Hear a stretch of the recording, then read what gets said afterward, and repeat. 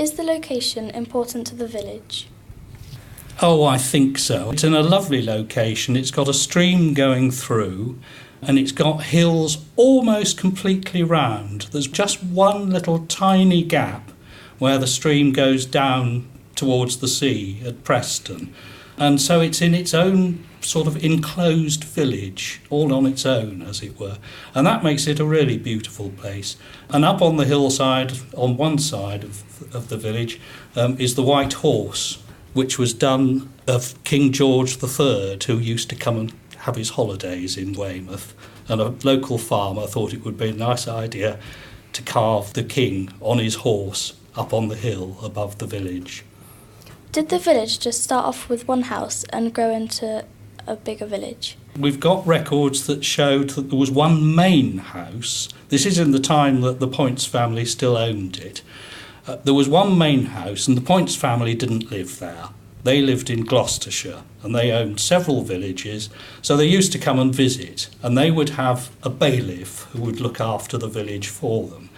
But even then, I'm sure there were quite a number of farms and small holdings and people that would pay their money to the bailiff and hence to the person that owned the village and work for him on his land as well. So I think it was always a village, and it perhaps had 100 people or something like that.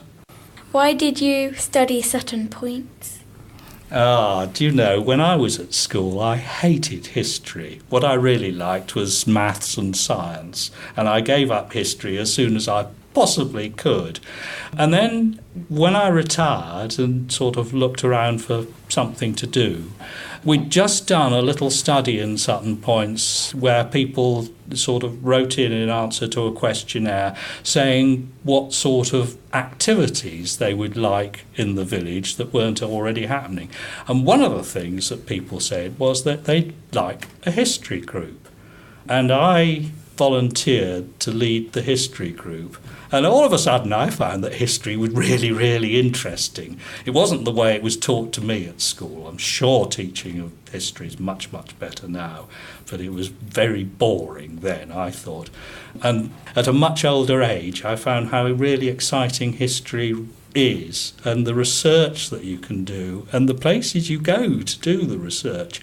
I've been up to London to what's called the National Archive, where they've got enormous collections of ancient documents, and I've had big rolls of parchment in my hands that are 600 years old, and you don't have to give them any sort of special treatment at all. You don't have to wear white gloves or anything like that. Mind you, reading them is quite difficult because they're usually done in a sort of Latin, very difficult handwriting, rather unfamiliar, and lots of abbreviations, but it is possible with a bit of practice. Does Sutton Poyntz have any village traditions? There used to be a fair in Sutton Poyntz that we had with Preston.